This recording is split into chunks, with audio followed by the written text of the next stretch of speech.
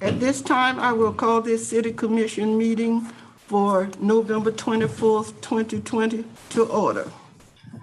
Shall we stand for the invocation, please? And we will follow that by the Pledge of Allegiance.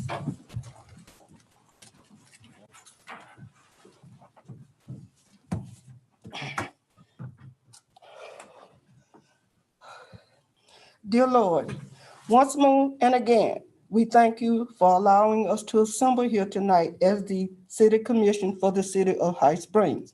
And as I always say, Lord, I ask for your continued guidance, your continued leadership, and you show us exactly where we need to go to do the best that we can possibly do for our cities.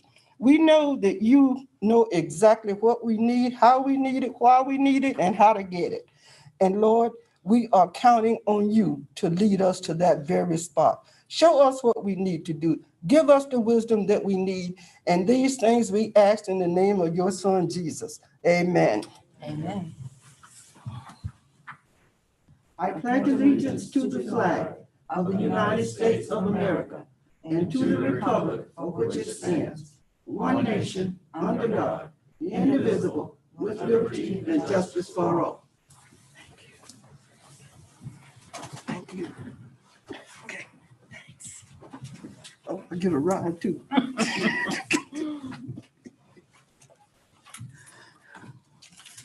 Okay. Ms. Palm, roll call, please. Here. Here. Here.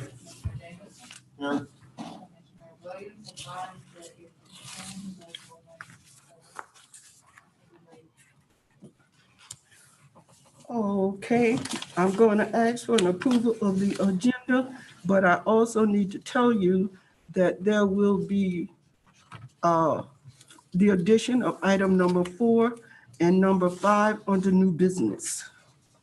So with those changes, I'll make a motion to approve the agenda with items 4 and 5 added.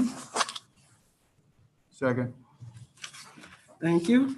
It is properly moved and second that the agenda be approved with the addition of items 4 and 5. All those in favor, respond with aye. Aye. Aye. All those opposed, same sign. Ayes have it. Okay, we need to approve our minutes for November 5th. I move that we approve the minutes for November 5th, I'll second that. 2020. Okay, it has been properly moved in second that the minutes from November 5th, 2020 be approved. All those in favor, respond with aye, please. Aye. Those opposed, same sign. Okay, minutes approved by a vote of 4-0. All right. We can move now to unfinished business, item number 1. Madam Mayor, I will go ahead and read this by title only. This is an ordinance of the City of High Springs, Florida, amending the official zoning map of the City of High Springs Land Development Code as amended, relating to the rezoning of 10 or more contiguous acres of land pursuant to an application Z20-04 by the property owner of said acreage, providing for rezoning from R1A residential to R3 residential of certain lands within the corporate limits of the City of High Springs, Florida, repealing all ordinances in conflict and providing for severability and providing an effective date. The appropriate motion is to pass ordinance number 2020-11 as read by title only. Okay, thank you. We Yes, have any ma'am. discussion? Oh, I thought somebody was saying, we have discussion on this item. Madam Mayor, this will be a quasi-judicial Okay, matter. So if there's any presentations or anyone who wishes to speak on this matter this evening, I will be glad to swear them in. Is this the same, if you've talked to anyone about it, that you have to be sworn in as well? This is where in the quasi-judicial procedure, if you have had what we call ex parte communications meaning that if you've had discussions with your citizenry or other folks outside of the public meeting, you're supposed to disclose that. Yes, ma'am. I will have to be sworn in. I'll have to be sworn in as well, and then I have CHW here. And I have CHW here as well. Okay. And there's a lady in the back who would like to speak. So.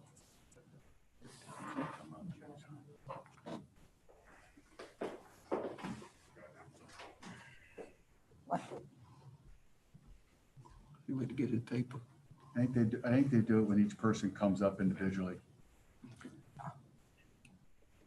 You don't have to. I think, Linda, all you have to do is just declare it, I believe. Yeah, I guess can I ask the question of the attorney? As a citizen, I attended the plan board meeting where this was passed. So I was present for all of that discussion. So I should at least let people know that. Thank you. And I've had discussion with some citizens and CHW as well about this project, along with Jeff and Donna. And CHW is here for presentation, and there's some citizens that would like to speak as well. So we're gonna swear them in one by one? No, he's going to.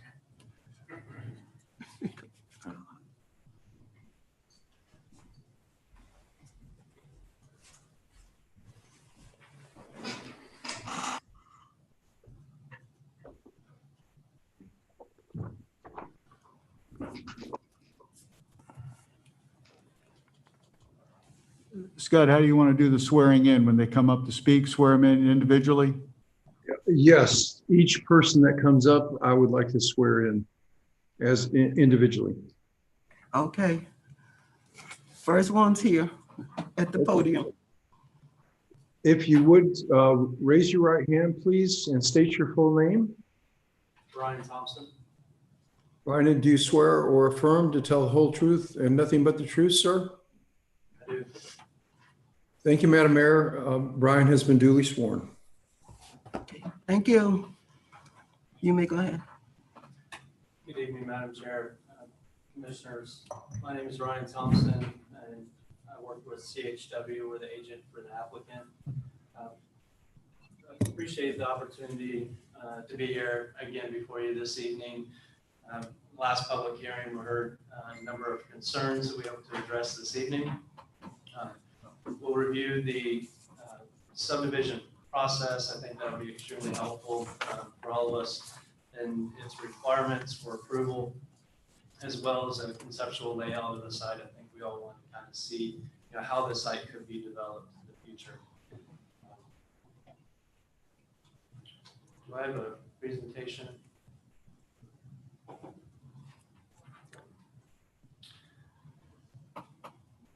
And do I have a clicker?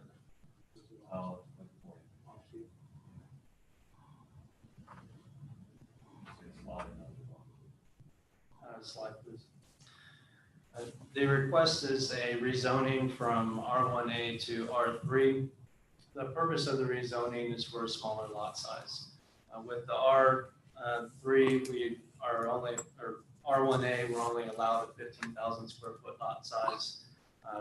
Bailey Estates, which we intend to develop consistent with, their lot sizes range, but generally they're between 8,000 to 10,000 square feet. So to do anything less than 15,000 square feet, we require rezoning for the property. And that's really why we're here today. I would like to state that this is the beginning stage of the process. There's still a whole subdivision process that's required with different steps along the way. At multiple points, they come back to you or go to the site plan review committee. And I'll go through that in detail. There is no change to the future land use of the property, which controls the density. The zoning only controls the lot size that you're allowed to get on the property. And it's also important to note that there's no reservation of capacity within the water or sewer systems at this stage for the rezoning. That's all done with the improvement plans and the development orders, which again, I'll clarify when we get there. The intent is a 89-acre subdivision adjacent to Bailey Estates with comparable lot sizes and layout. For comparison, Bailey Estates is 198 lots on 80 acres. We're a little over that at 89 acres. Again, their lot sizes range between 8 to 10,000 square feet. With the R1A, we're only allowed to go down to 15,000 square feet. Slide, please. We followed the rezoning process laid out by the city's land development code and received both city staff and plan board recommendations for approval. With your approval this evening, we'll have second reading on December 10th. Slide, please. So as I mentioned, I would like this to come in stages, but that's fine. It's a lot of information at once, but I'll walk you through it. I'd really like to spend some time on this slide. If at any point you have questions, please, I think this is a good slide for us to discuss. So the rezoning is the beginning of the process. Site evaluation is done at a broad level. We all remember the Regional Planning Council's letter that evaluated roadways based on the data that they have, which is on state roads. When we get to the next step with the development or improvement plan, that'll really get down to the local roads, the intersections, turn lanes, and all those details when an application actually comes in for a specific number of lots. The first step of the subdivision review process is the preliminary plat. That's kind of the big picture, where different land uses will go, where connections will be, where roads will be laid out, and kind of a master plan concept. That sets the framework for everything that comes after it. So each improvement plan and final plat that follows that must be consistent with that preliminary plat. The preliminary plat must be consistent with the comprehensive plan and the land use or zoning that's on the site. You see a list of items that are required there for that preliminary plat to give you a sense of what kind of detail is required. And then it'll go before the plan board and you. And if you determine that it's not consistent with the zoning district, or if it's not consistent with your comprehensive plan, you have the opportunity to deny it. Or we can come back before you to make those adjustments to ensure that it is. If it is approved, then we would move to a development order. That could be for a phase or the entire project site. Typically with subdivisions, we see those done in phases. So that portion that we present, there'll be a development order, and that's really when you get into your analysis, your impacts to the public infrastructure. And that includes your traffic, your water supply, your sewer, and your schools.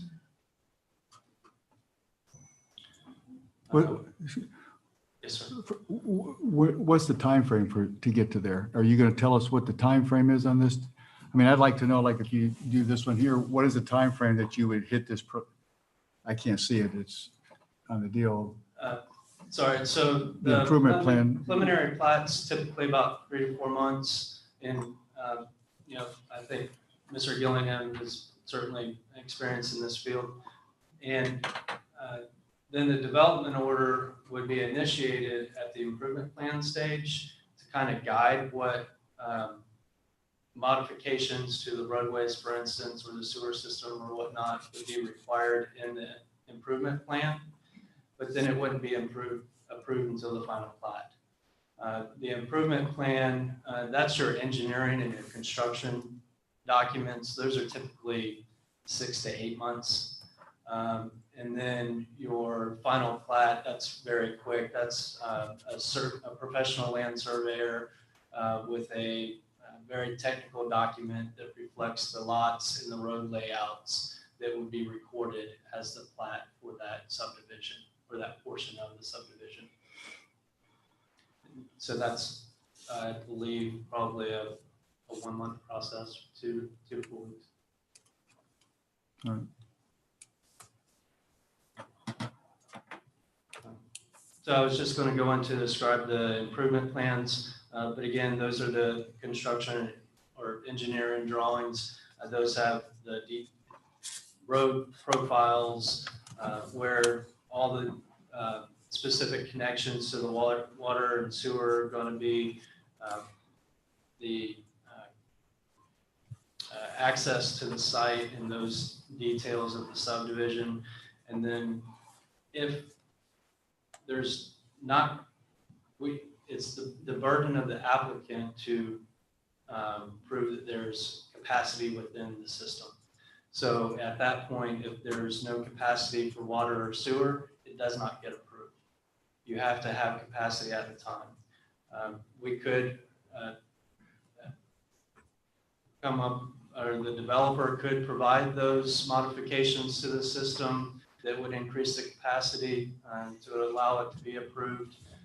But that is a hard stop. If at the improvement plan stage, there's no capacity for what we're proposing, it does not get approved. So that would be reviewed by the site plan review committee. Hold on a second. Yes, sir. So you get to your capacity issue there. Yes, sir. Site plan review committee does that. They don't simply look at yours, they look at the city as a whole to see what's going on and how does this fill in with the other projects going on, and is there enough there to Right. accommodate this Right. addition? Right. There has to be, at that time that it's to be approved, there has to be capacity available to serve what's being proposed.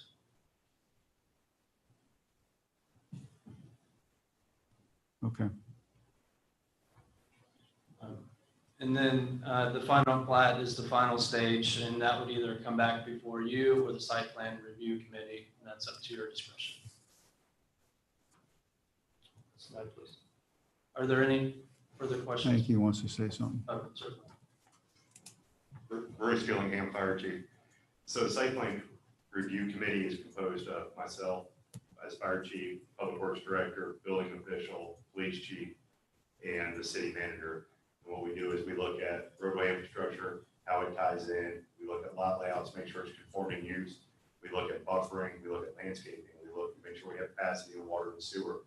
These are all the steps we go through. Once the site plan review committee says okay, and we feel comfortable with it, then we present it to the planning board.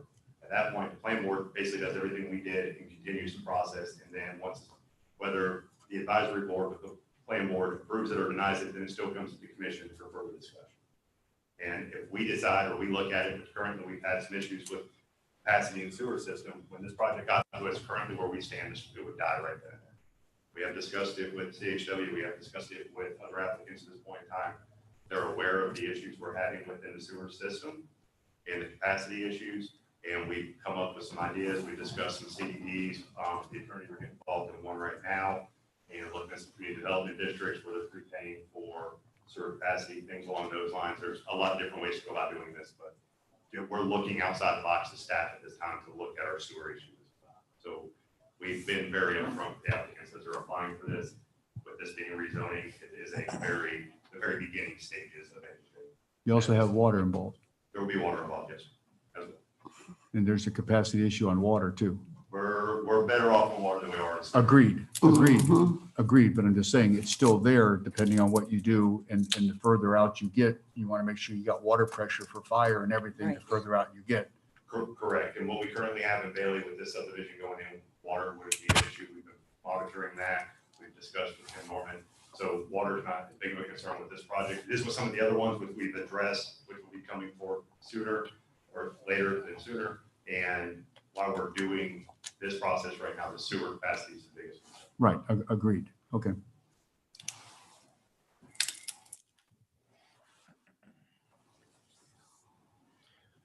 This is the community form map that's in the future land use, and it's intended to provide a complete and balanced community.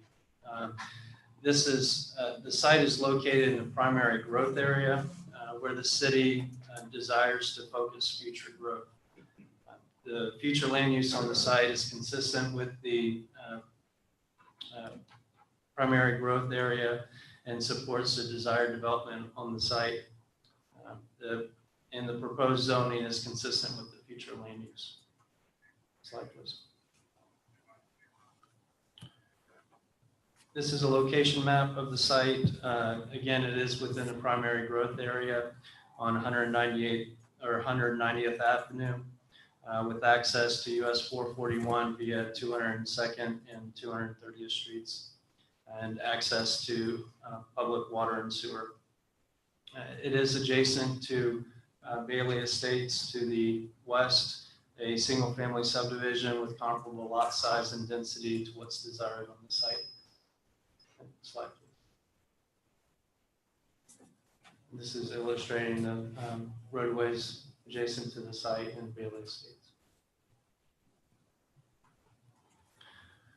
So Bailey Estates subdivision has two stub outs to the east. That is indicating that development to the east is planned. The subdivision, or the subject property, will utilize these access points as well as direct connection to 190th. The intent, as I've mentioned, is to develop a similar product to Bailey Estates. And so you'll see in a minute a layout that's very similar to that. Adjacent uses, there is a long lot along the north with two parcels that have single-family residential structures. There are four large lots to the east, and then there's a series of large lot residential structures along the south. Primarily, those lots are sited with the homes central to the lot. There are a couple to the south that are a little bit closer to the site, but still quite a distance away.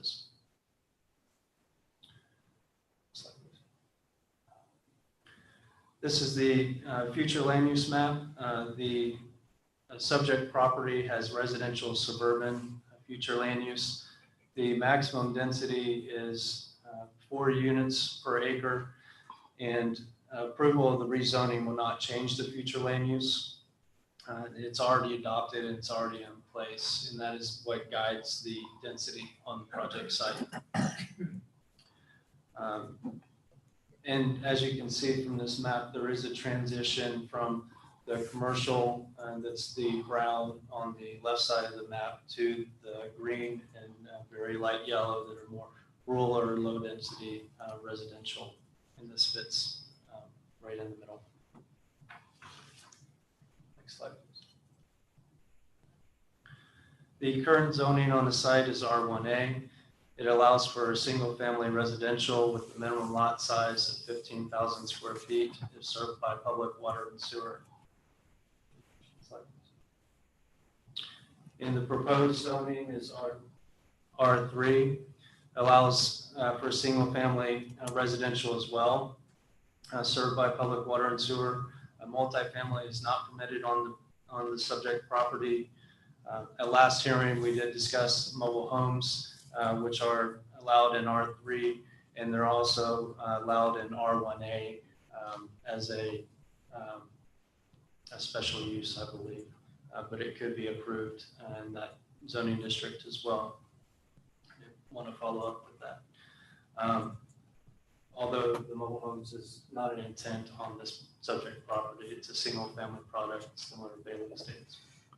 So if you were going to do something on like that, and I'm just talking now, you could use something written in there that there would be no mobile homes. I can't say that it's not you're approving the zoning district, so anything that's allowed in that zoning district is permitted. It's not the intent of the project site, and it's not, in my professional opinion, the highest and best use or in the character of that area. So could you get something written from the deal saying that they won't go in there? Even though it's zoned, could you get something written in there that's saying that they're not going to do it? For state statute, it's not permitted through this zoning process. I didn't ask the zoning part. I'm just saying there's something written from the people that we ain't going to put them in there. Possibly, yes. I mean, we could certainly I mean, discuss that with our. I'm in a deal, the same type of deal. I don't want a mobile home in mine. Yes, So I'm just saying, I don't know where we're gonna go. But for me personally, if we're gonna go this route, I would want something written basically saying, I'm not gonna put a mobile home at the front entrance where somebody's coming in. And I understand from statute, you can't do it, but there can be a written agreement that basically says there will be no mobile homes, even though it's allowed, we ain't doing it. it's possible there could Okay. be a civil document. Yes.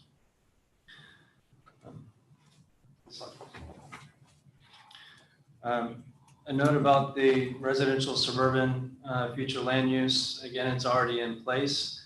It is appropriate for single-family residential. The density is 1 to 4 dwelling units per acre. In both R1A and R3 implement the residential suburban future land use. Slide, please. I'll just click through a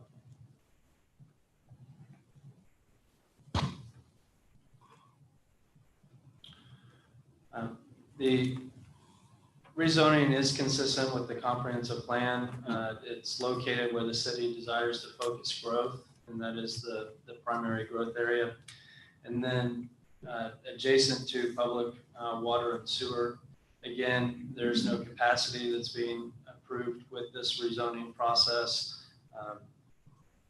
And if there's no capacity at the time an improvement plan is submitted, then that plan will not be approved unless the developer is willing to make improvements to that system that would increase the capacity to serve what's proposed. And the R3 is an appropriate zoning district within the residential suburban future land use. Slide, please.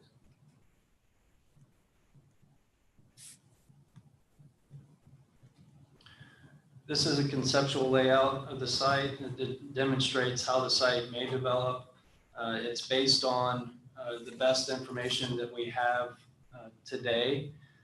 It's not custom to, there's a lot of expense that goes into really dialing this in, the geotechnical samples that determine the soil drainage, that determine how big the stormwater basins need to be, the roadway design, and several others that, so with the information that we have today, we've put this together. The area locations are accurate. I will say that based on the LiDAR that we have for the site. So the green areas that you see, that resembles where stormwater will go, but the scale of those are undetermined at this time until we get the engineering data that we need to be able to design that. So it identifies the open areas in green. That is for stormwater. That also includes buffers, and that includes trees to be preserved. That accounts for about 20 to 30% of the site. The internal roadways will resemble this as well. That accounts for about 20% of the site. Then an activity center and that's in light green there, and the lot areas, and that accounts for about 50 to 60% of the site.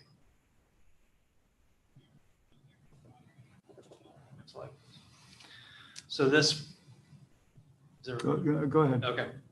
So this would be developed over phases, as I mentioned, over about a 5 to 10 year period. We estimate approximately 5 phases for development, and you can click through the next few slides, and you see how it progresses. Each phase would be self-sufficient with its own roadways, its own storm water. It wouldn't rely on a future phase to be able to address those issues. And then the capacity for each phase would be evaluated as those phases are proposed to the city. So it could be 5 years before you see the final phase of this, and the capacity would be have to be available 5 years from now to support that development.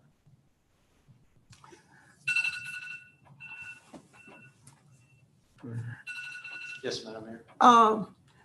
You're going to come in in the future with your individual phases and let us know exactly what you want. But tonight, are you not asking for rezoning for the entire lot, or am I misunderstanding? I think it behooves me to clarify a little bit. It does for me. The rezoning is applied to the entire parcel, to answer your question. That's the part that bothers me. And the zoning really is the measure of the lot sizes. Mhm. The improvement or the preliminary plat is a master plan of the entire parcel. And then each improvement plan could be a portion of the parcel that is consistent with the preliminary plat. But you'll have an opportunity to approve that preliminary plat, which will set the framework for future submittals. Yeah, but by then, we've already rezoned it, the way I see it. Madam Mayor, you're exactly right. This is Scott. And I agree with Brian Thompson's presentation in the sense that reservation of capacity and the study of capacity is done at the time of development order. So when they come in for consistency and concurrency management under your Article 5 of your land development code, that's when there will actually be an assessment of, do we have adequate facilities to accommodate this particular zoning or the development on this property. So that's the point that Brian was making earlier, and I agree with that point. To another point, what you have to look at in R3 zoning categories is all of the permitted uses in the residential zone that are allowable under R3. So you have single family attached dwelling units are a permitted use by right. Detached homes are use permitted by right. To Commissioner Jameson's question, mobile homes are use permitted by right. And so under that umbrella of R3 zoning, all of those uses would be permitted by right to the applicant. So that's how it works when you use that as your umbrella for your zoning categories. I hope I'm helping to answer the questions that have been asked this evening, but that's what you're looking at. The layout, the design, what actually is going to happen on this property is yet to be seen, because there's, as Brian noted, there are a number of development approvals that need to be accommodated and approved of by the subdivision permitting process. And when we get further down into that level of the detail of the permitting, then we'll know exactly what the layout is of this subdivision and exactly what will be permitted on this land. There is one other statute, I think Brian alluded to that. I think it's 553, which is the manufactured home statute. And there's a difference between a mobile home and a manufactured home, but manufactured homes can go in any residential zone category. So you can't prohibit manufactured home, which has a Department of Community Affairs stamp on the electrical panel that specifies that it is a manufactured home. Again, I hope I'm answering some of the questions you've asked. What statute did you say manufactured home was? I think it's 553. I can look it up in a second, Madam Mayor. Does that sound right, Brian? I'm not certain offhand.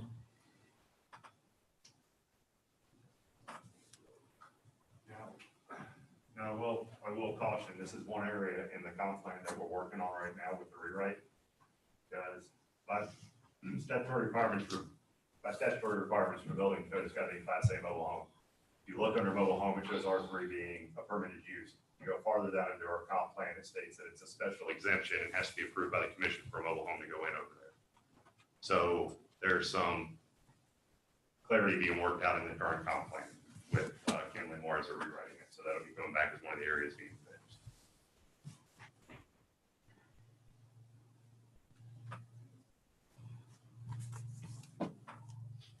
Madam Mayor, do you have any other questions or? Not right now. I might later. I would like one clarification, Mr. Thompson. Did you say that R1A and R3 both are 1 to 4 acres in the land use, are approved in the land use plan?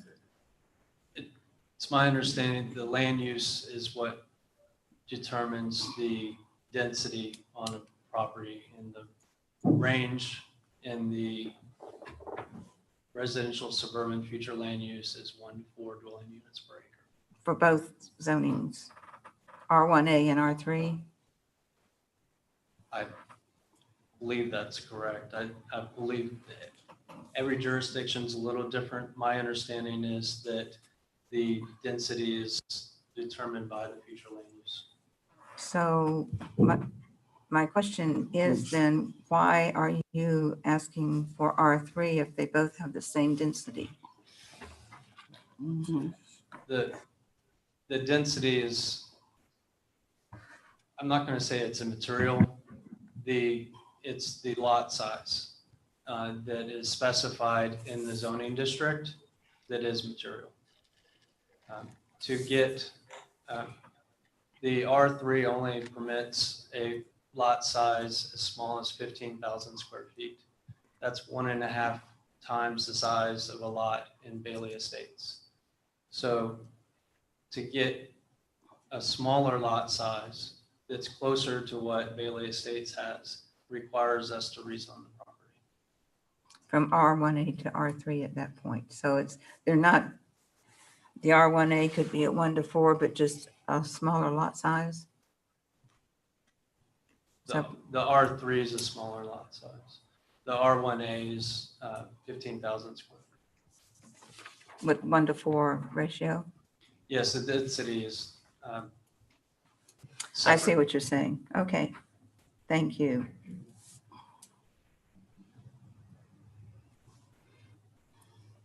Next slide. Did Ross have a question? Go back to the last one, will you? The yellow, that's where the houses are? I just want to make sure I understand this. That's correct. That's where lots would. Okay, so to the left there, that's Bailey Estates. Correct.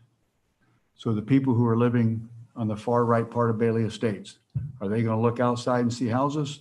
Or is there going to be shrub, or is there going to be trees or something put in it to buffer between the two? I don't want to look out and see somebody back of me. I understand how it is, how you perceive it, because they're different subdivisions. If it was all designed as one subdivision, you wouldn't see a difference. And by example, there are a number of lots within Bailey Estates where there's a neighbor immediately behind another neighbor.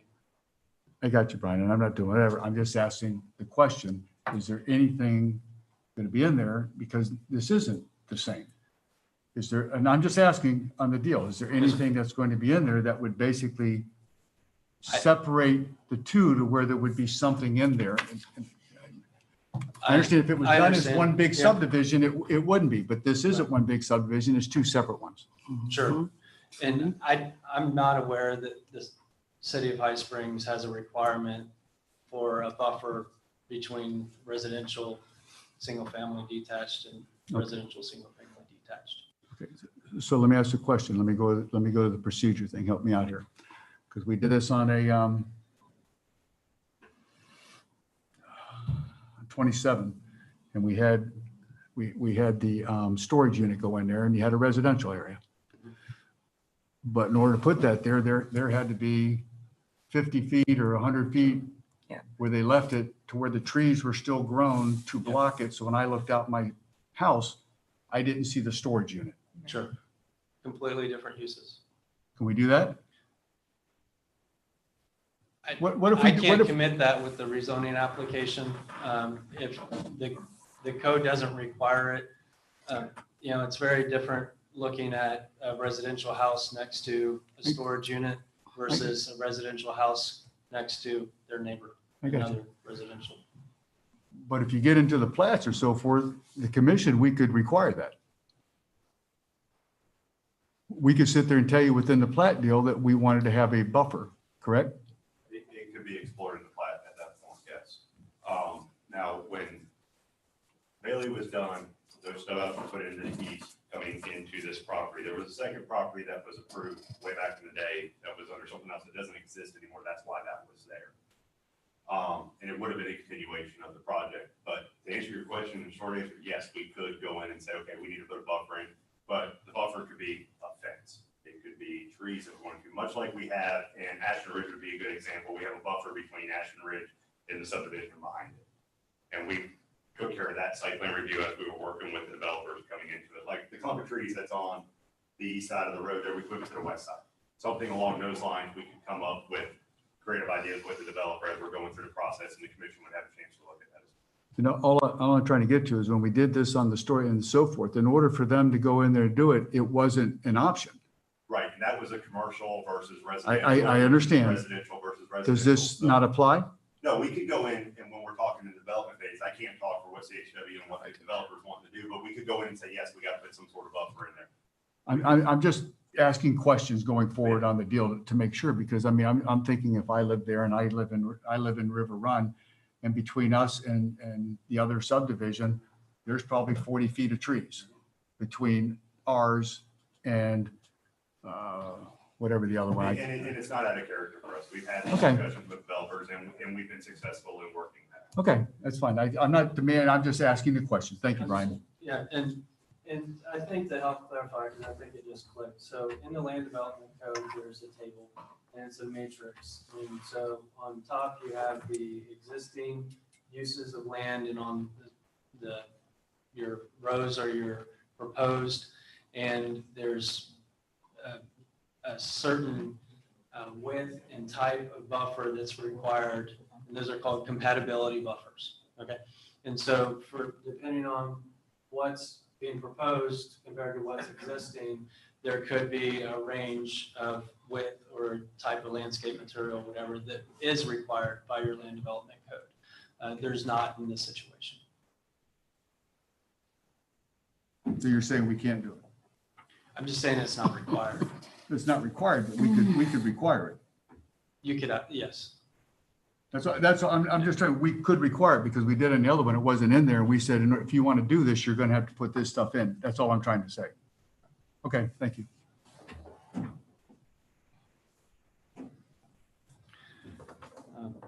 So the Central Florida Regional Planning Council in particular provides you technical assistance with reviewing planning applications. They found, they review at a very high level for rezoning applications, and they're basing it on the maximum development potential on a site. They did find that there's no cause for public infrastructure to exceed existing capacity. But there again, they're looking system-wide, and they're also looking at development at the time and assuming that all this was being built at once. So when in rezoning, I will restate, does not reserve capacity. So when an improvement plan comes in, that's when the capacity for, say, 50 lots is submitted to the city. There has to be capacity for that number of lots in order for that to be approved. And then as new residents come in, they kind of help pay for the system improvements, and that's kind of a long-term consideration. Do you base the concurrency with each of the 5 steps, or do you, with the beginning of the first step, do you incorporate capacity for the entire subdivision at the time? Each one is standalone. That'd be a problem. Well, Because no, let me say, the problem with that is when you do it, you're not going to be able to do it incrementally because you're going to have to put the thing in. So, I mean, we're going to have to look at this thing. If you're going into a 5-year deal, we would have to look at a 5-year and what it's going to be, because we're each 2 years, we're not going to be able to build onto the capacity. You follow what I'm saying? You can't add on. My understanding. right. I think to some degree, because we have other developments going on, is we have to take the total and figure in 5 years, this is what the total is going to be. And we have to build out the capacity to incorporate all of it, not incrementally. That's exactly right for your planning purposes, for planning your infrastructure improvements. But as the applicant comes in, they're required to have capacity for that specific number of lots that they I got you. submit at that time. Okay. So if, say, year 3, they submit another 50 and there's no capacity, then it's stalled. Until there's some improvement or increase in capacity, that's where the development sits, unless there's some agreement that's worked out. Is that a standard thing, Brian, with developers? I'm just saying, if we have a developer going over here and putting homes over in this area, is that the same thing? Because I'm thinking if you have 2 or 3 developments going on at the same time, how do you coordinate the capacity within the 3 developers? It's first come, first serve. I'm saying, so the same as there, if you don't have capacity, you can't build. You can get all the way. If there's no capacity there for whatever reason, you can't go forward. Right. Okay, I just want to make sure that, because I don't want to make to where we give permission for them to do it, then all of a sudden that guy's suing us because you've approved everything, but all of a sudden now we're stopped.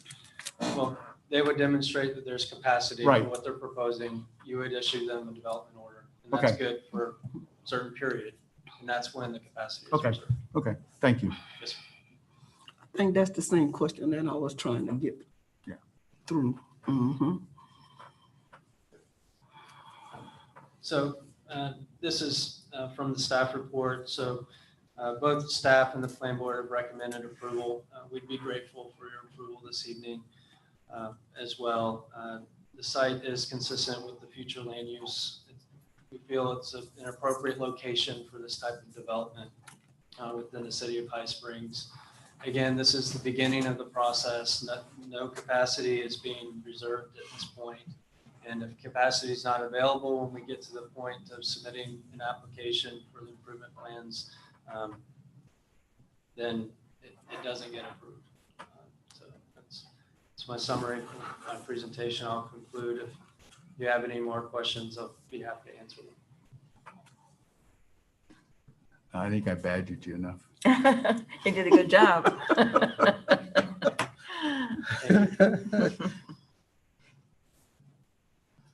Thank you.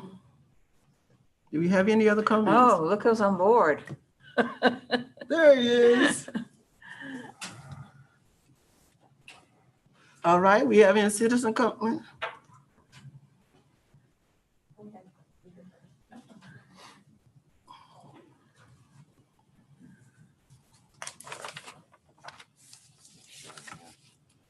Yeah. Name is Dan Frost. Address you need? No. Okay. Mr. All Cross, right, I did not catch your name.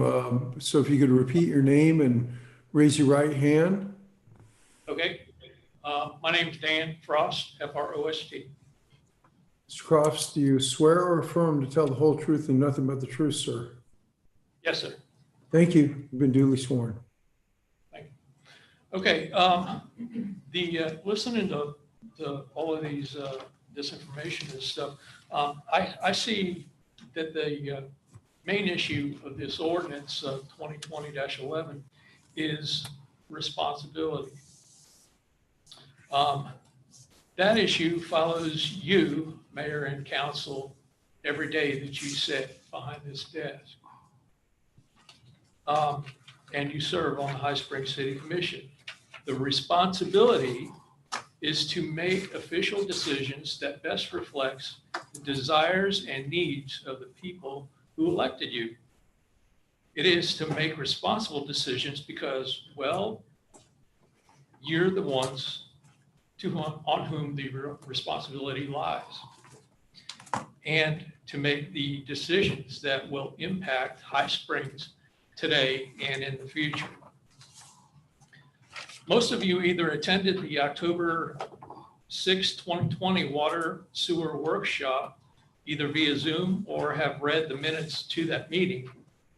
I have read those minutes, and although they may not be word for word, it does paint a gloomy picture about the condition of our city as far as water and sewer systems are concerned. Mr. Norman of Matter and Associates gave a lot of information both on water and sewer systems.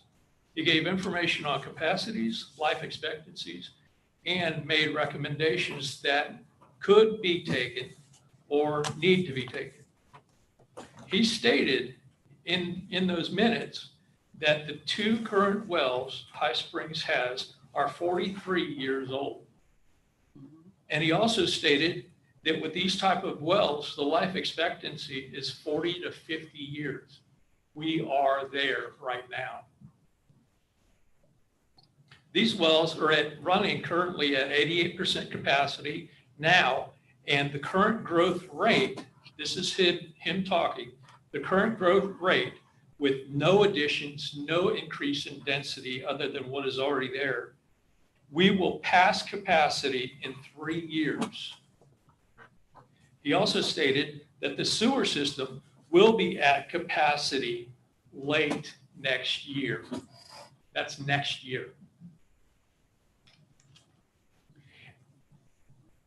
And I'm having a problem with this because there's still a discussion about adding density of Bailey Estates area of development. These people, meaning the people that are trying to change the designation of the property, knew it was R1 designation when they took over the project. I suggest they deal with it. I want to leave you with with a question that the City Attorney Walker asked of Mr. Norman in that meeting. His question was, when will we get to the stage with wastewater that we need to talk about a moratorium? Mr. Norman's answer was, it would be in late 2021, about 18 months. I say, be responsible and deny 2020-11 and shut it down now. Mr. Thank you. Frost? Oh, okay.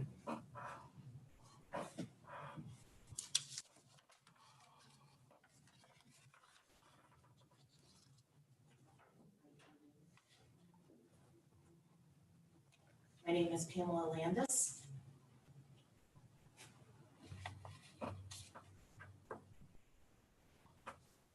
Mr. Attorney Scott. We have another speaker. Okay, thank you. If you would please raise your right hand and repeat your name, please. Pamela Landis. Ms. Landis, if you do swear or affirm to tell the whole truth and nothing but the truth? I do. Thank you. She's been duly sworn. Madam Mayor, Vice Mayor, and Commissioners, thank you for hearing us tonight. I come to you as one of the neighbors in Bailey Estates. I'm one of the ones that live right on that edge where this building is going to take place, or hopefully won't take place. Again, thank you for your time and listening to us. Our concerns are many. I have been sent here by a lot of the neighbors at Bailey Estates. They have asked me to come and be the voice. So I am here to do that tonight. I want to look at each of you face to face and say, if you were living in Bailey Estates and this was going to happen behind you, would you be happy? I know it's already been stated that you wouldn't be happy looking at other homes. When we bought in Bailey Estates, we were given a promise by the developer that there would only be 5-acre homes or 5-acre lots with big homes behind us, that it would not be a multi-residential area. Well, that was the bill of goods that I was sold. That developer has also left Bailey Estates in very, very poor conditions.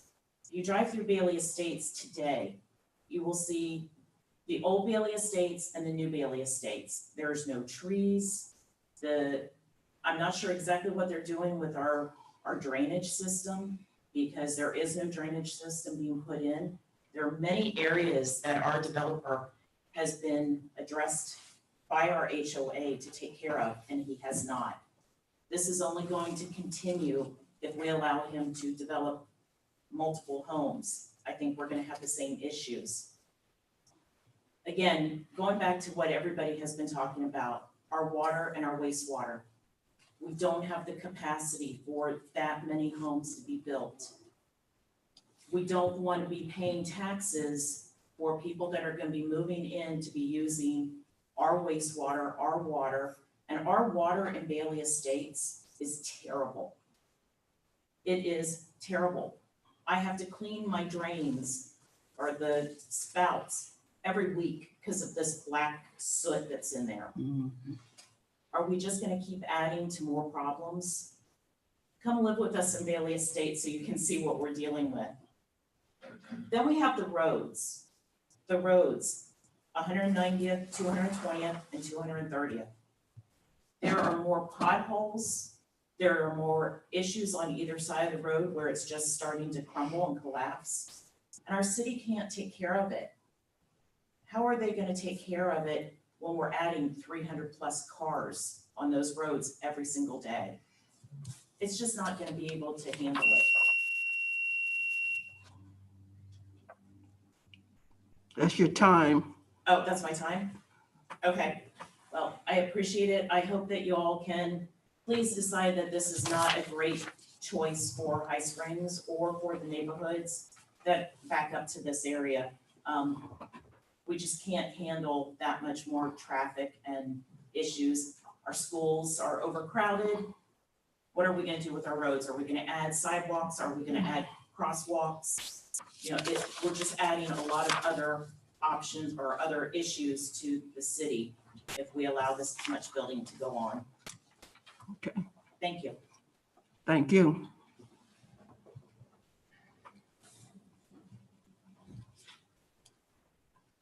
I'd like to address a few of the comments if you'd let me.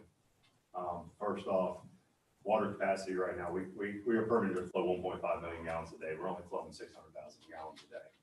The wells are at age, we're talking about putting a third well in. We've had this discussion. It's gonna happen whether the subdivision goes in play or not. We're talking rezoning here. Right now, the land use dictates density, not the rezoning. All they're asking for with the rezoning is reduction in lot size. If we leave it at R1, that doesn't mean you're not gonna get a subdivision brought forth to the commission. I just want to make that aware. Just because we don't approve R3 doesn't mean that they're just going to scrap the project and it won't come forward. What that will do is probably reduce some green space requirements. We'll move some stuff around. There'll be some things that will have to happen, and we'll have to look at from site plan review all the way back to the commission. Sewer capacity issues, they are what they are at this point. We know what they are. We have another workshop a couple weeks from now, and we're going to keep going through and keep working through this. Like I said earlier, we've talked to some other developers about some CDDs. We're looking at a few options here. We're trying to come up with other ways to fund it so it's not passed on to the taxpayers. A lot of different processes are going on at this point in time. So I just wanted to mention those couple things and address them. And if you have any questions for me, I'll be glad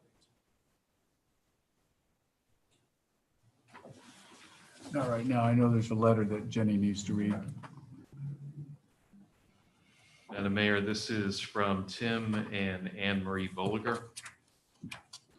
All right. She highlighted 5 points on this email that was sent to Ms. Parham this afternoon. Number 1, school capacity. We know High Springs Community School is already very near capacity. This is not fair to the teachers or students. What is the plan if this development is approved to add additional students to our already near capacity school? Number 2, roads and infrastructure. The streets department cannot keep up with the maintenance of the roads presently. We would encourage you to ride around High Springs and pay close attention to the roads and potholes that the city is unable to keep up with. The water and sewer is at the limits of capacity. Speaking with public works employees, there are not enough people to handle what we currently have. How can we burden them with more responsibility? Number 3, tree canopy. We are allowing these developers to remove all the trees, and when houses are built, we are not requiring them to put trees back. Look in Bailey Estates, not one new house has a tree in the yard. Number 4, fire and police service. With what we have on shift, do we have enough staff to cover multiple calls? Number 5, traffic. 190th Avenue, 202 Street, and 230th Street are already very busy in the mornings and evenings with the schools and work traffic. How can we approve adding 600 to 800 more vehicles per day on these roads? In closing, in keeping with the rural and quaint lifestyle of High Springs, we are asking you to vote no on allowing zoning of R3 on this plat of land. Why can't we have the developer build a development with homes on 3 to 5 acres? We already have Bailey Estates and Oak Ridge with 4 homes per acre, R3. If we continue allowing these kinds of developments, we will lose our quaint rural community. Each and every commissioner has been voted into office by the wonderful citizens of the community, not the developers that have come in and built these urban neighborhoods, taking away our trees, wildlife, and rural areas and straining our infrastructure. Thank you. Do we have any other comments? Madam Mayor, if anyone on Zoom would like to speak, we ask that they unmute themselves, turn on their video. You will have 3 minutes. It looks like Mr. Kirkland would like to speak. Mr. Kirkland, your 3 minutes begins now. Hi, good evening, everybody. Can you hear me? Mr. Kirkland, if you would, please raise your right hand. Do you swear or affirm to tell the whole truth and nothing but the truth? I do. Thank you, Mr. Kirkland. You've been duly sworn. Thank you. So I live in the next neighborhood to the east of the area in question. I just wanted to point out, it was brought up several times during the presentation that the rezoning is consistent with the comprehensive plan. I would assume that when the comprehensive plan was put together, zoning was taken into account. So I just would like to put out there to the commission that this was probably all considered once upon a time, what we needed to have where. And this is a change. You are authorizing a change beyond what was originally in the scope of the comprehensive plan. So I just wanted to put that out there for people to take into consideration. I don't really have any knowledge on the capacity issues. I have some concerns about the roadways, but growth causes these issues, and you just need to do what you think is best. And like I said, this was originally planned out when they put the comprehensive plan together. So thank you.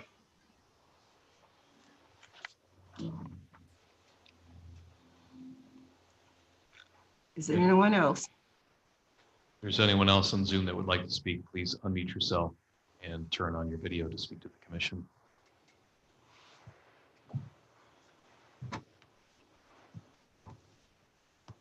I'm seeing nobody, Madam Mayor. No one else? No, ma'am. Okay. Excuse me. Weren't there some other emails received today regarding this issue? Yes, ma'am, there were several. This one had just specifically asked for it to be read. Oh, I see. Thank you.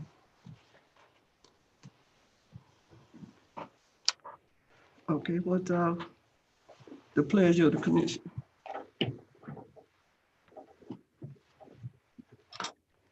Mayor? Yes. Okay, so one time long ago, and I'm new at this, so I want to make sure I'm understanding this. A city planner explained to me, okay, your comp plan says where you want what to happen in the city. And within that, you have rules about the zoning. So certain types of zoning are compatible next to each other and they can be traded. But they determine, what's allowed in that area, and your land development codes then say, what are the rules then for whether it's residential, commercial, retail, industrial, whatever. So, all these concerns are real, but they should be addressed as people look into the future and what's going to happen with when we do a comp plan or land development code. So what we've got, and this is why I guess the quasi judicial hearing, is these rules are in place for the developer to follow. And if they're following our rules that we put in place, do we have, unless we have, other than an opinion, aren't we required to follow the rules that were adopted by previous commissions for what can be done in that area? I mean, I agree with the buffering, and I agree, I have concerns about the, you know, how a lot of developments are coming into High Springs, and I think it impacts our character, and I think it impacts the quality. But at the same time, as a commission, aren't we required to follow, if they're following the rules as they come forward at each step, don't we need to support that process versus arbitrarily going, we don't think it's a good idea anymore? And I'm curious about that.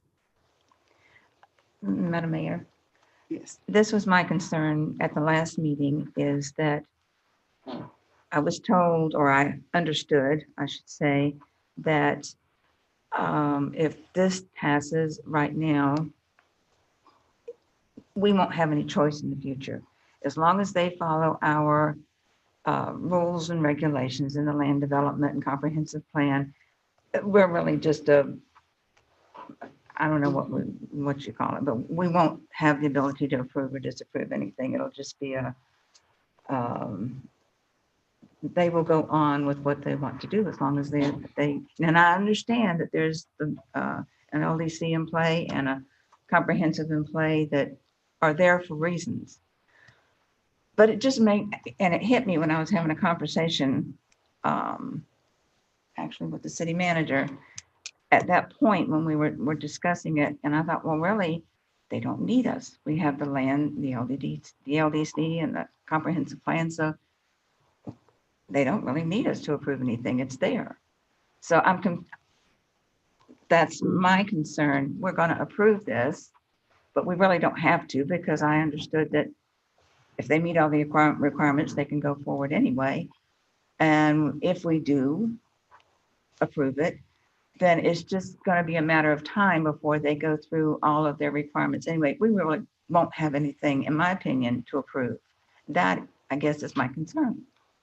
So I think we probably need to look at our comprehensive plan, which is in the process right now. Mm-hmm. I have some concerns there. And I don't understand everything about all the LDC and the comprehensive plan. I'm not an expert by any means, but I just, when it comes down to it, we really don't have a voice in it if everything goes by the LDC and the comprehensive plan. Madam Mayor, if I could maybe assist on the comments that were just made by Commissioner Ambrose and Commissioner Jones. What the applicant is asking for is a change in the zoning. So the comprehensive plan speaks to this area being residential. And then under residential, you have R1, R1A, R2, R3. So those are your categories under the residentially zoned properties, and which would be, as Commissioner Ambrose said, consistent with the future land use map that says this area should be residential. And I think Mr. Thompson, Brian Thompson, told you why they're asking for a change from R1A to R3. And when you look at the provisions in your land development code, and I'm reading from part 7 right now, 7.02.00 zoning district performance and dimensional standards. And then if we go over to page 124.1, it says, and there's a box chart here that I'm reading from. It says minimum lot size per single family dwelling unit with central sewer and city water, square footage. So this is telling us what square footage would be allowed And I'm going to read to you what is currently allowed in R1A, and then I'm going to read to you what is allowed in R3. And as Brian said, the developer in this instance would like to have a more dense or intense development, which would be allowed. The configuration is yet to be seen. And as he said, there is a lot of development order approval that he will need to get in the future on behalf of the developer. But here's what it says in your code. So the minimum lot size in R1A is 22,000 square feet to 15,000 square feet. And then if we go over to R3, it's 4,500 square feet. So the minimum lot size in R3 is 4,500 square feet. Minimum lot size in R1A is 22,000 to 15,000 square feet. So I hope that helps you with the deliberations, but those are the rules that we're working under. And it's your job to determine, is this compatible with the surrounding areas? Is it in keeping with other development? Is it appropriate in the concept of the surrounding areas, the surrounding property? That's really the question for you this evening. And I think, as Brian has said, when we get to Article 5, then we have to start talking about what are the concurrency requirements as far as water and sewer and that sort of thing. We're not there yet, but we will be when they get to the point of talking about capacity and connecting to our system. I hope that's helpful, Madam Mayor. I hope so.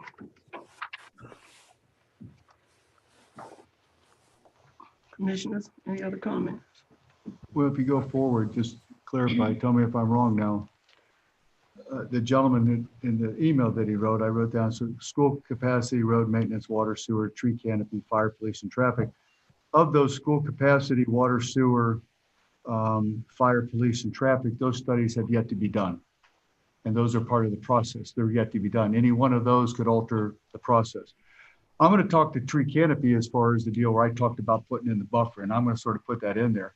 And so, and I understand on the process, if they do everything they have, I would not disagree, but I would also say we do have a factor in this one here, because when they get down to the final plat type of deal, we get to dictate a lot on what goes into that. How much green space, how much on the buffer and so forth like this. So I think that's where we actually do have a say when it comes down to the final, is we can put and I just keep going back to that storage unit with the residential right there. I know it's different, but if they wanted to put that storage unit in there, they had to put in, it was like about a 50-foot or 70-foot buffer of trees between the homes. Do that and you can put in the deal. Don't do that, you ain't putting in the deal. So I'm conflicted. We have one in the road. This is the two deal. I mean, in the process, they've done the process. I would probably vote for it with the understanding of these deals, and then we had the final say so. And if they don't put it in there, then say goodnight, Irene. So not an easy question, but I think the other thing would have to happen is we've been trying to get the comprehensive plan and all the other plans done on this thing since I've been on here for probably about 5 years. And so I would agree this needs to be done, but okay. Commissioner Jones. Excuse me. I am not inclined to vote yes on this simply because there's been a lot of comments on this, not just those who are here. And it's a bad time because it's right before the holiday. People are not able to attend a meeting that they might otherwise do. And I think it raises a lot of questions, some that I need to investigate myself, because I really don't know that we have that much say-so in what is going to be done here in the city of High Springs. So I'm inclined to vote no. Madam Mayor, just want to point out that this is only the first reading. I understand. Mhm. And it would go for second reading December 10th. And at that meeting, Kim Horn will be present Oh, to good. give an update on the comp plan. I don't know if that will help make a decision. That's good to hear, and our new city manager will be on board then, so she can have an opinion on this as well. So Okay. I do know that that is a backup, that this is the first reading. But thank you for the And if information. it doesn't pass tonight, they will have to re-advertise again for a first reading. Well, it didn't pass tonight, but if you continued it until the December 10th meeting for first reading, they would have to re-advertise again. And it would be $400, $600 to re-advertise it every time you have to do that. Okay, So if it's passed on first reading, it still won't be passed until it's considered for second. thank you. Okay. Madam Mayor, Yes. Bailey Estate. So what is it on? Is it on R1 or R3? I'm sorry, I got to be late. It's R3. It's R3? Yes. Okay. So basically with this zoning change, all you're voting for is lot size difference. That's it. The density's already there under the land development. Mhm. We're looking at lot size change. Mm-hmm. Yeah. If this doesn't pass, it doesn't mean, this doesn't preclude them from coming back with another idea for subdivision. You can still come in with an R1A subdivision. That doesn't stop that. I understand. Okay, and that was my next question was, because as it's zoned right now, they still can build houses, am I correct? Correct. But it's be larger lot size. Correct. It'd probably be around 15,000 square foot lots instead of, I don't even know what they're looking for in this yet, because we don't have a plot plan in front of us. Mm-hmm. All they could be in R3, I believe, was what, 4,500, Mr. Attorney? I believe that's what he said. I think Yes, our R3 is 4,500 square foot. Yes, Bruce. if I'm not mistaken, Right. Bailey takes correctly, what, 6,500 square feet on lot size approximately. So they're bigger I think lots. that's about the average of 6,500. Okay. Mm-hmm. And in my understanding, basically all we're doing tonight is we voted on a zoning change. We're not voting on the plat. We're not voting on whatever they're going to build, and we pretty much do have kind of control what will happen in the future once they bring that plan in. Am I right, Mr. City Attorney? Yes, tonight is strictly zoning, and then they'll have to bring in a development plan. You'll go Right. through preliminary plan review, and you'll go through subdividing and subdivision plans. We'll have a development agreement and all the other processes to further delineate what is going to happen exactly on that particular piece of land. So yes, sir. So if we rezone it tonight, we should not have an issue later on down the road, regardless of the plan that comes through. What kind of issue? Which Whether we disagree or we do not agree or whatever the situation might be. Well, yeah, as it goes forward, it's got to go for school board concurrency. It's got to go, it's still got to go to the state. It's got to go to us for review, Mhm. site plan review. It's got to go to the plan board. It's still got to come back to the commission. Once they get into the subdivision phase, we'll look at buffering. And once it gets to site plan review, currently, if they brought this project to me tonight, Mhm. and it was going to site plan review, just hypothetical, this is the site plan review committee, it would fail on concurrency for the sewer plant. We do not have to pass it. It wouldn't even pass that. It wouldn't even make that site plan review because we don't have to pass it. If they come back in 4 months with this whole layout and it makes it all the way to site plan review and we still don't have a resolution to the sewer plant at this one time, it's dead on the floor right then and there, regardless of what the zone is. This is just the very, very first step to dictate what size lots they put in there. So they can start kind of coming up with their ideas.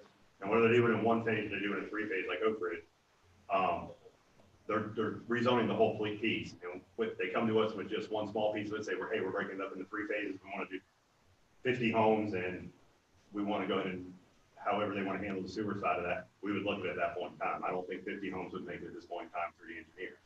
The engineers are involved in this process as well. Okay. So Bruce, what I'm hearing you saying, they got to come back with a site plan. And if we don't have the capacity, it stops anyway. They can't do nothing. Am I correct? If you don't, school concurrence don't meet. We're going to run through a process. It's going to take us about 120 days, roughly, with advertising requirements, state requirements, running through a process or comp planning, working with CHW, working with the contractor, getting the whole process set up. So we're probably somewhere in about 3 to 4 month window, depending on the timing, and getting it in and getting advertised. And then once it gets to the site plan review, and that point, once we look at it, if we don't have capacity, you'll never even see it because it'll die right then and there. Right.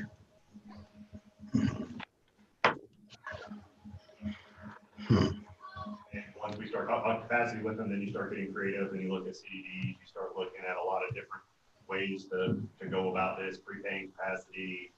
There's 100 different ways to go about doing this, but until we get to those points, we don't know exactly what they're looking to do or how many homes are going to be impacting at this point in time. We can guess, but that's the best we can do because if you read the planning council's letter, it's like, oh, they put 358 homes in there. Well, they're not going to be able to put 358 homes in there, but we got requirements. We have drainage we have to worry about. We have setbacks we have to worry about. We have buffering we have to worry about. Green space, parks. I mean, there's a whole laundry list of things we got to do.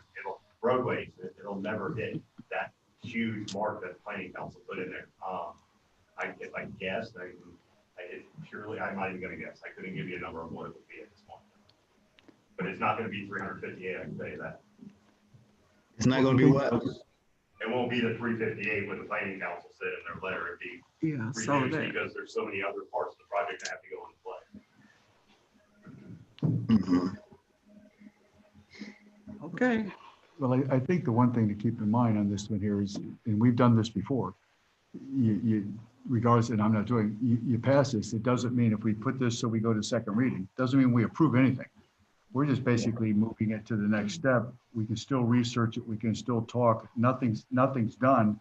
I don't want to have somebody pay another $600 to advertise something. I mean, I wouldn't want that. And then this gives us until September 10th, a longer period of time. We can each do our own. We could talk. All this does is put it to the next step. We can still come back to second reading and say no. And there's no difference. It just puts the process so so we can go and they're not having to re-advertise and everything. So it doesn't commit us to do anything. Right. We're just doing first reading. Right. And we've done that. Okay. And we're not locked in.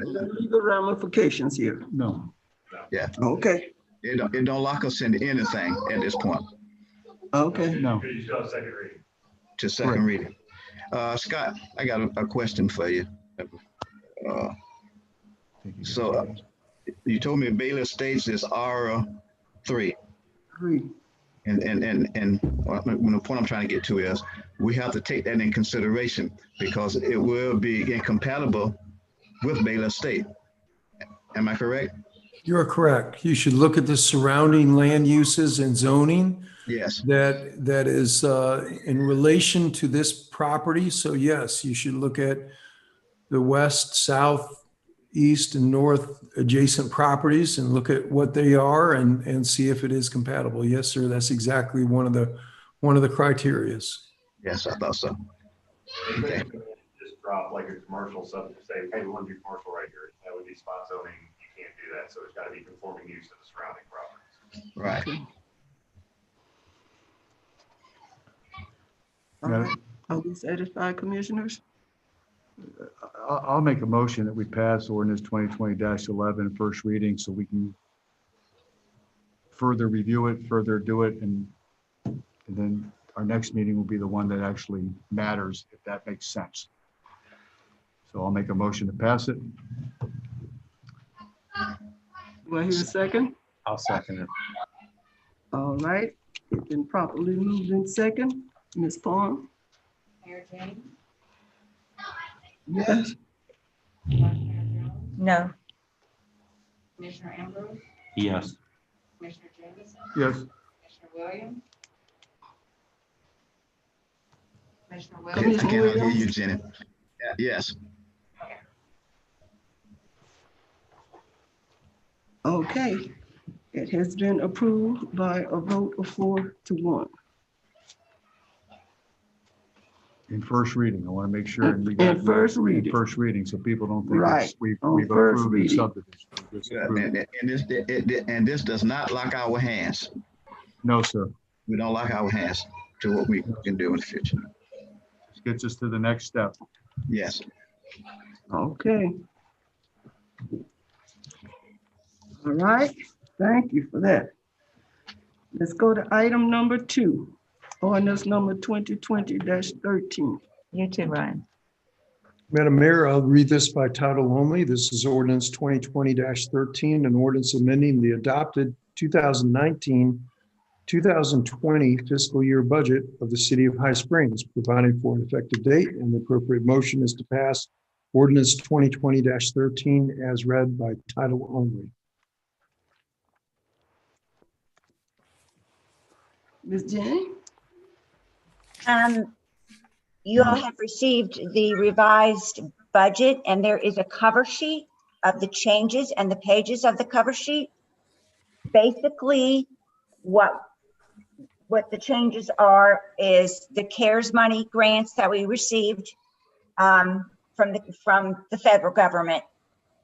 So with doing that, as you can see, we were at last reading, we were a negative 72,000 with the CARES grant. And then transferring money to the fire fund to make it budget neutral. We are now, we'll put 82,660 in the contingency. So we will have a positive general fund balance. In the fire fund, we did the additional transfer and we swapped some capital outlay versus operating supplies. So they now become budget neutral and that fund.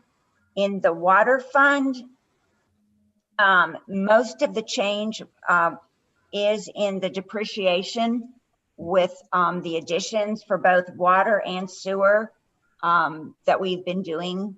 The depreciation was higher, so those are the changes which are non-cash changes, but they are recorded as an expense.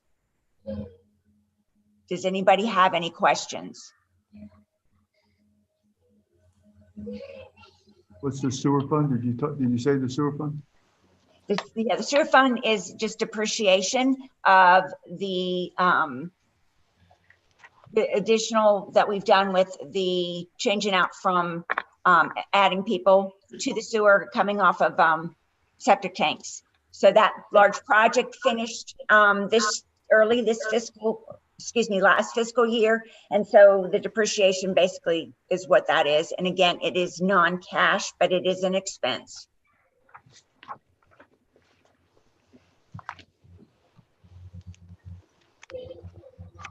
Where are we on self-supporting within the sewer? We did not get, if you will recall, we were going to add the second phase, A2 was going to be around 150, and I believe there's going to be only 49 added. So we are close to break even, but we are not, at this point, I don't believe we're going to be self-sufficient this year. And with the issues that we are all listening to tonight with having to do, we are going to have to do something with borrowing money, probably for the next phase. We really need to take a look at our impact fees. And that was something that I believe was discussed at the November 5th, when Mitch Hauer was here. We discussed that because I don't believe, I know for sure water is not high enough. Water is only $250 to be added to our water system, and sewer is $21.20. So that is something that we definitely need to get done sooner rather than later.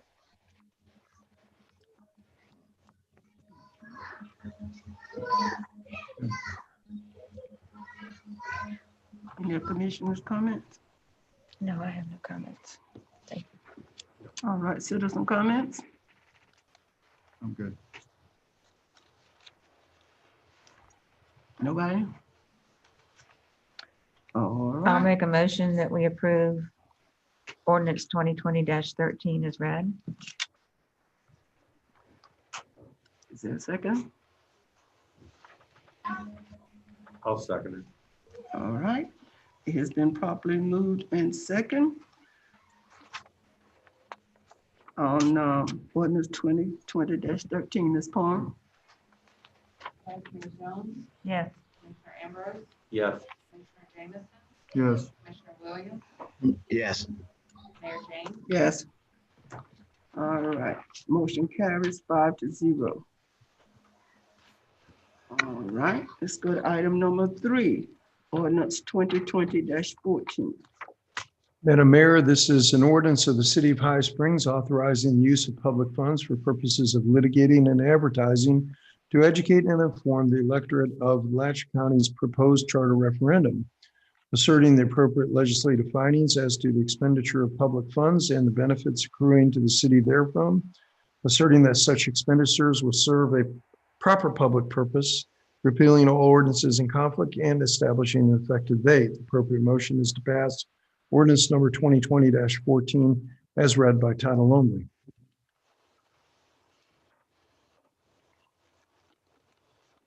Discussion, commissioners? What are we talking about dollar amount? What we estimate, Madam Mayor, is $5,000 to get the complaint filed and to conjoin or consolidate the action with the action that's already been filed by the City of Newberry, City of Archer, and City of Alachua.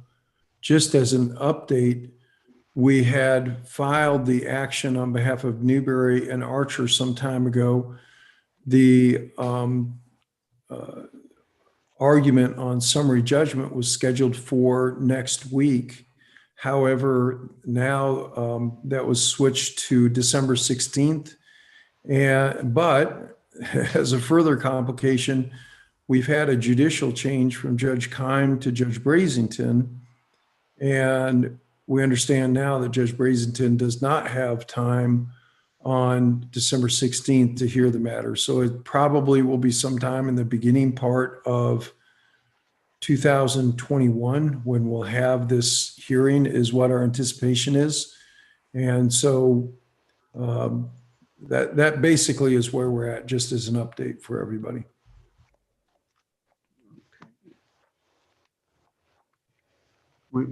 Jennifer, you've got the money for this, right?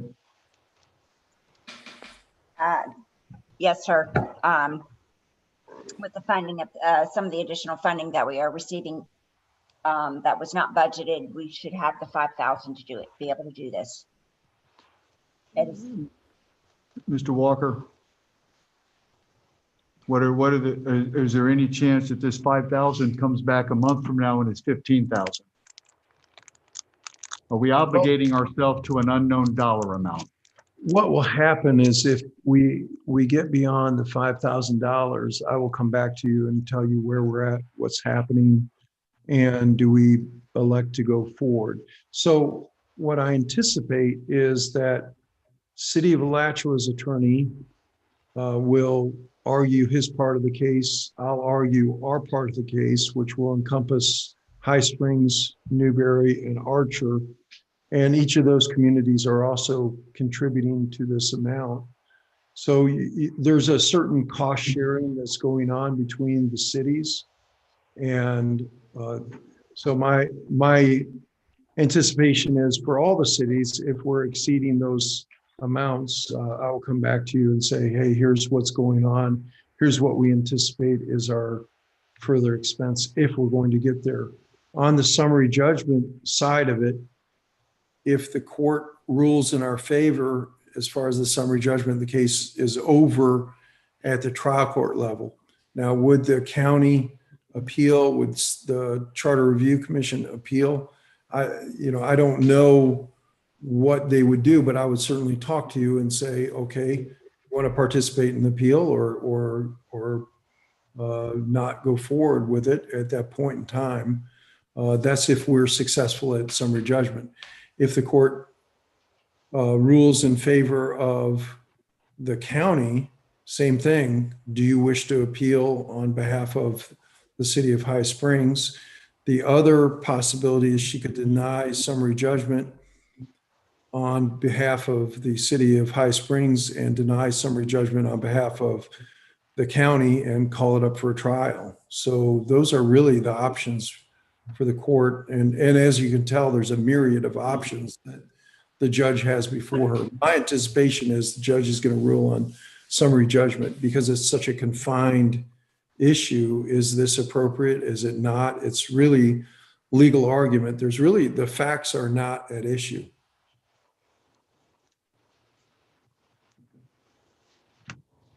Thank you. Sure. All right, any other comments, any commissioners? All right, any citizen comments?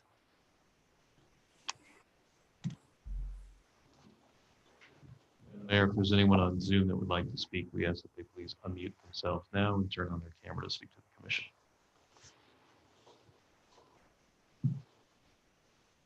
And seeing none. Okay, thank you. All right. Action of the commission. I'll make a motion to pass ordinance 2020-4 on second reading. Second. Second. All right, it has been properly moved in second that ordinance 2020-14 be approved. Now, Commissioner Andrews, Yes. Commissioner Davidson, Yes. Commissioner Williams, Commissioner Williams, I'm muted.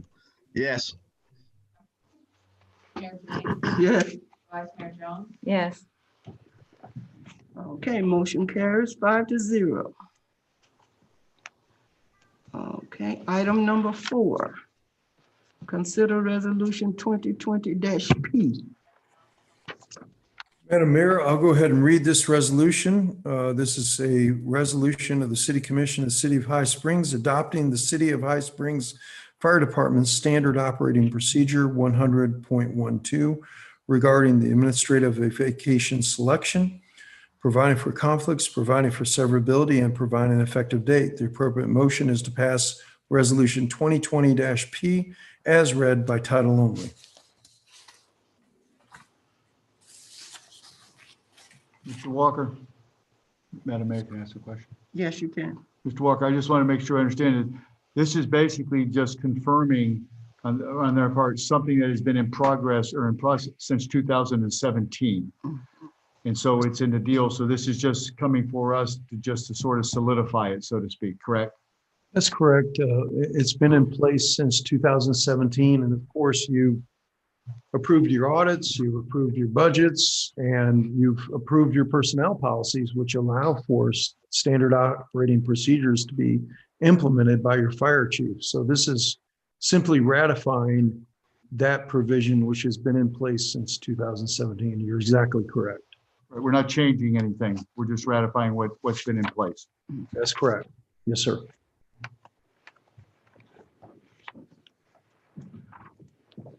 All right, any other question? All right, any comments from the citizens? No, ma'am, there's no comments on Zoom. Then I'll entertain a motion. I move that we approve resolution 2020-P as read. I'll second it. All right, it's been properly moved and seconded. Resolution 2020-P be approved. All those in favor? No, you gotta call this one too? Yep. Madam Mayor, Oh, okay. All right. I got a question, Madam Mayor. All right, Commissioner Williams? Scott, so we're doing this on unfinished business. Was this a new item? Yes, We missed it. yes, we had item number 4 and number 5. No. But is this being done up on unfinished business or new business? It's under new business. It's not on, there's an addendum, Byron, that was put. It wasn't on the original agenda that you have. Jenny sent out something with 4 and 5 to add to it. To unfinished or to new business? Right, Yes. this is new business. Y'all confuse me. You say you added 4 and 5. Yeah, Yeah, this is, item number 4 and item number 5. Considered 1 and 2 under new business. Mhm. It should be 1 and 2 under new business. It should not be up under unfinished business. Am I correct, Scott? You know, this one's a hard one to answer because it's been in existence for Oh, I hear what you're for saying. 3 years. So it's as though it's old business, but it is the first time I think that it's been in front of the city commission specifically. So this one's a hard one to fit in either category. I think it can go in either one, actually. Okay, I just wanted to make sure legally. Okay, Good question. yes, it is. I hadn't even picked up on that. Yep. Okay. All right, Ms. Plum, we're ready. Okay, Commissioner Jamison, yes. Commissioner Williams, Yes. Mayor James, Yes? Vice Mayor Jones, Yes. Commissioner Ambrose, Yes. Oh, good. All right, motion carries 5-0. And then item number 5. Consider approval of funds for employee PTO buyback for fiscal year 2020-21.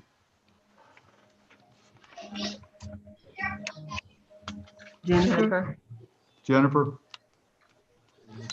The PTO buyback? PTO. Oh, I thought Jenny was doing that one. I'm sorry. Yeah, we normally do this every year.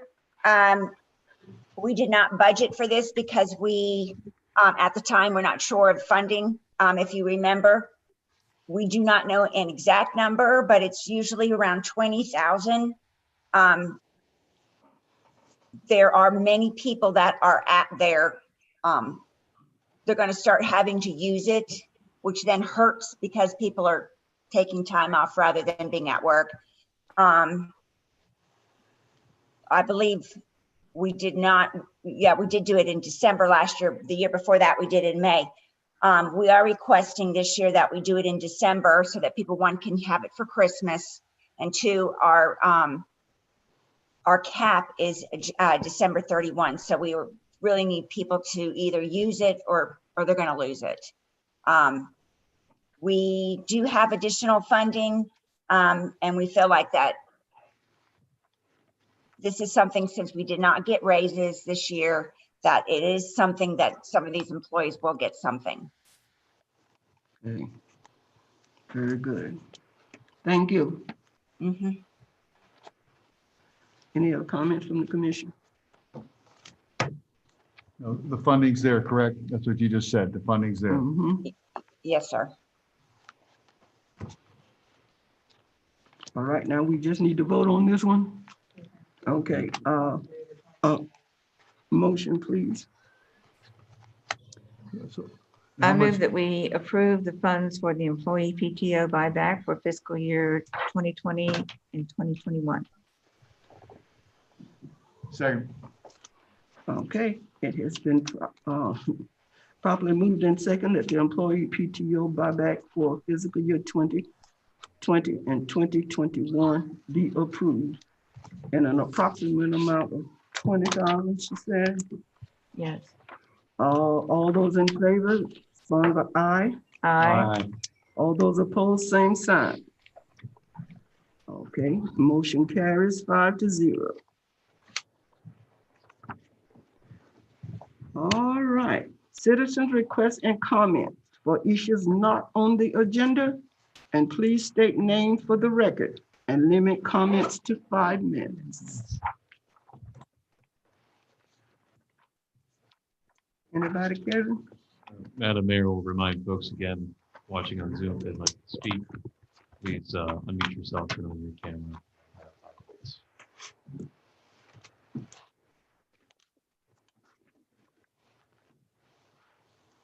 Seeing nobody. No one there. Okay, we have no comments. Then we have city attorney report and update. Madam Mayor, I don't have anything to report, but I would like to wish everybody, the citizens that are in attendance at the meeting, of course, commissioners and you, Madam Mayor, and city staff, a very safe and happy holiday and a wonderful Thanksgiving.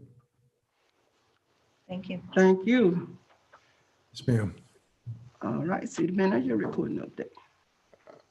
Madam Mayor, I just want to thank you. This is my last commission meeting. It's bittersweet. I appreciate all the support from the citizens, the staff, and the board. And the commission. It's been a wonderful experience, and I will cherish it very much. And I wish everyone a happy Thanksgiving, and God continue to bless this community and this commission and each and every one of the staff members that does a tumultuous job for this city. A lot of good people. I just thank you for the opportunity. And that's it, Madam Mayor. Thank you for being willing to help us. All right, commissioners, Commissioner Ambrose. No real comments from me. I just really appreciate the help I've had from the city attorney, the clerk, and getting started. I now have an email address that works. So, and the computer and all that. So I appreciate the help. That's it. I'm good. You good? Commissioner Williams? I just want to commend Chief Shepherd on the cookout today. Very good turnout. Good activities. Damon even convinced me to run up and down the basketball court, Scott, and I was able to do it. I don't know. I saw it. I don't know what the morning may feel like, but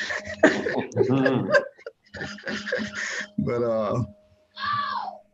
it was a nice turnout. Very nice, very nice. And I know he's looking forward to doing it even more in the community.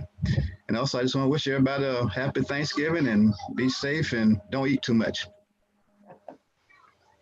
That's all I have, Madam Mayor. All right, thank you. Vice Mayor Jones?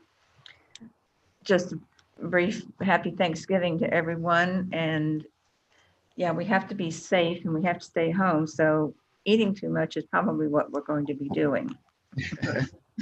Happy Thanksgiving.